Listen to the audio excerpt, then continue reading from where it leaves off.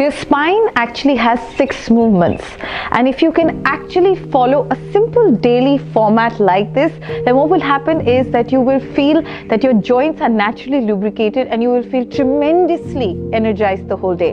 Following, I'm going to be showing you a sequence which will help you feel charged the whole day, moving your spine in all those directions. To help you begin your day on a very high note, I'm going to start you on with something called the dangle pose. In this pose, we have to understand what's happening with our feet. So our feet are just a hip width distance, and another way to measure that is to actually measure your foot. Just measure your foot. That is that 1 foot distance, and plant your foot. What you need to do with your toes is that they should be parallel and pointing forwards, and then slowly and gently move your thumb inwards. This again, let me repeat myself like I have in many videos, is for getting great stability and really helping your arches firm up and your kneecaps drop so that your legs are very strong in this standing posture. The next thing that you need to do in the dangle pose is simply understand where you're bending forward from. It is from your hip points. So you're hinging forward with a nice length in your spine, straight from your hip points and not from your lower back. So how I'm going to show you this one is actually by moving Raman sideways. So Raman moving sideways, get your feet in order, get your thumbs or your toes in. Lovely. Alright. So you inhale Raman and move your arms up towards the sky. So inhale, lift your arms up. Very nice. Stretch up, face your palms towards each other. That's it, like this. And then exhale and then move forward and drop down. Keep your knees slightly bent in a micro bend. And hold your elbows, holding on to your elbows. Bring your body weight from your heels to your toes a bit, and then slowly start releasing your neck downwards. What you have to understand in this dangle pose is to keep your neck very soft. Make sure that your elbows are working with your exhalation, in which each time you exhale, you'll start feeling the sides of your body and the elbows start loosening and coming down to the floor. And in this posture, you'll be able to improvise slowly with about 8 to 10 breaths, of course. And then how you really need to come out of this posture is also important, because actually in a dangle pose you are gently stretching your lower back, you're warming up your quadriceps, you are actually warming up your thighs as well, and it's great for massaging the abdominal organs in the body, and for women it's actually great in curing menstrual cramps. So keeping all that in mind, keeping how many breaths you really need to work with, to come out of the posture, you need to just release your arms, open your arms up. It's like a rag doll. You loosen all your body weight down and slowly and gently, bending your knees a little more, you roll up so that you're very safe with your lower back. Moving into your second posture to feel all that sprightly in the morning and energize yourself is a very interesting pose called the happy baby pose. In the happy baby pose, what we need to start with is bending your knees towards your chest and lift those knees really nice and high towards the chest, because you want your feet to come closer to you so you can grab on to the soles of your feet. So you move your hands from inside of the body and start grabbing onto the soles of your feet and opening your feet first. Now, holding this posture 1 second before we move on, I like to say that for a lot of people, they may not be able to hold their feet. So what you can do is actually hold your ankles or even hold the inner part of your thigh.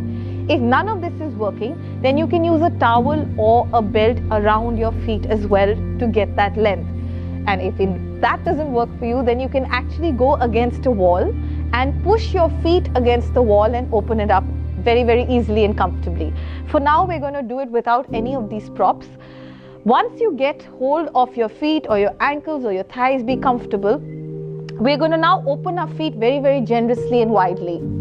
Once you get that, lift your feet up nice and high, and gently the action is to pull your knees closer towards the floor.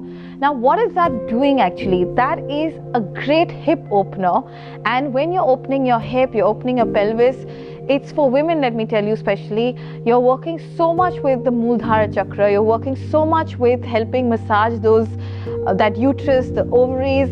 So you can really ease the tiredness out of the body. And in case you're looking to deepen this pose, then again, lift a little higher, widen that a little more, and work with exhalations to pull that down. Again, if your neck is feeling like it's moving, you can put a folded towel or a blanket. You can watch a lot of my other videos which talks about why you need to put it and how you need to put it. Keeping your eyes closed, enjoying that breath. The idea again is to spend about 12 to 15 breath cycles feeling that opening in the hip. Of course, what it does is also releasing your legs, and you'll feel supercharged. And we're going to now move on to the third pose. So we're going to move on to the next posture, which is called the caterpillar.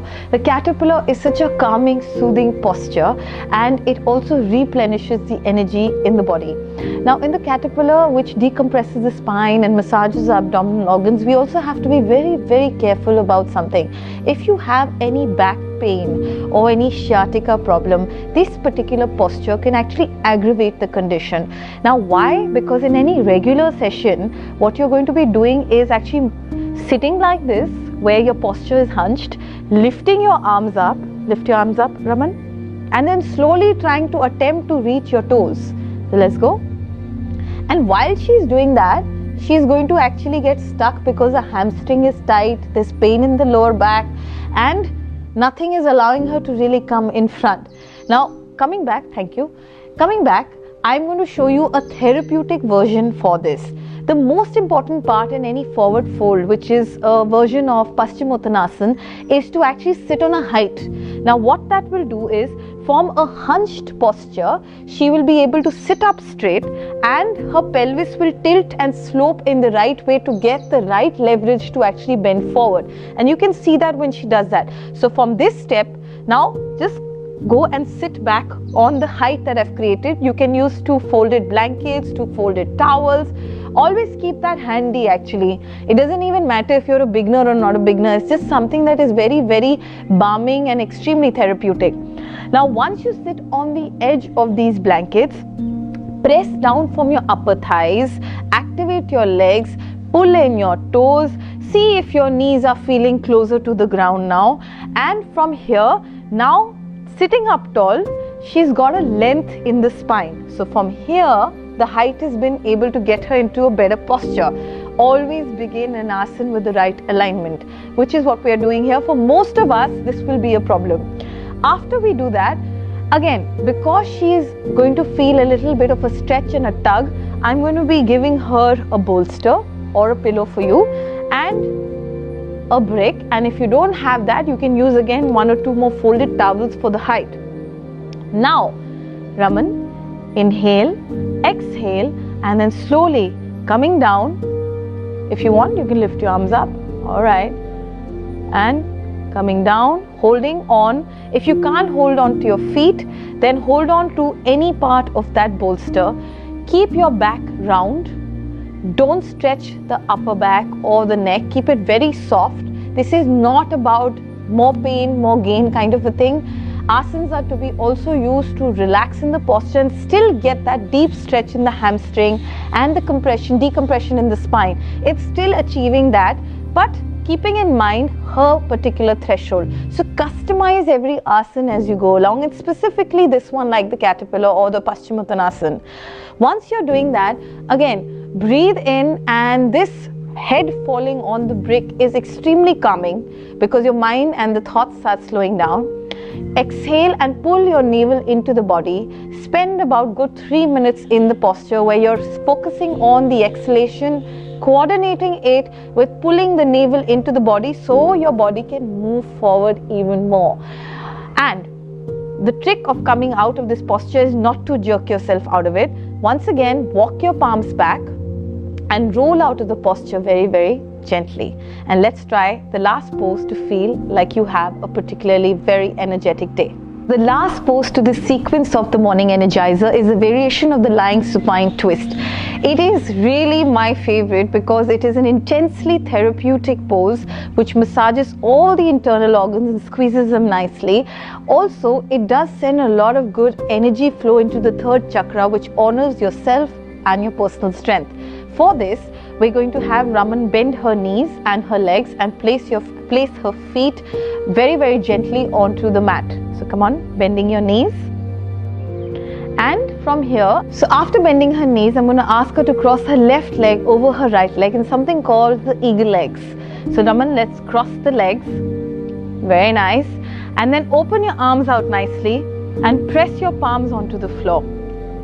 Once we get this posture, we're going to ask her to actually send out a few good breaths into her belly, into her hip, into her legs. Say about 3 to 4 good breaths to really prep to come into this twist. Slowly now, I'm going to ask her to make way onto the right side by dropping her knees to the floor and entering into this great supine twist. So slowly moving, coming to the floor and gently finding your way onto that floor. Now what can really happen in this is that the opposite shoulder will start popping up. We don't want that. So while we're trying to make our way onto the floor, that is not okay. If that's happening, coming back, press onto that shoulder a little deeper, and when she is coming and wherever she's comfortably allowing her shoulder to rest, I'm going to give her a little support. Can be a rolled mat, can be a couple of blankets, can be a brick. Now this will help her feel more grounded onto, I'm going to give her another height. Is that better? Lovely. Keeping in mind that the breathing is what we need here, if you want to intensify this stretch onto the neck as well, then I can ask her to move her head in the opposite direction. So Raman, move your head. Super. Now once you're in this twist, enjoying that deep stretch in your hip, in your leg, in your neck, the aim is to be here for a good 2 to 3 minutes to feel that energy and that squeeze in the organs. And to release out of the posture, you just have to slowly bring your knees up, untwine your legs, and definitely do it on the other side. Don't leave the other side. And for the rest of it, you just need to be committed to attempting these poses to have a supercharged day.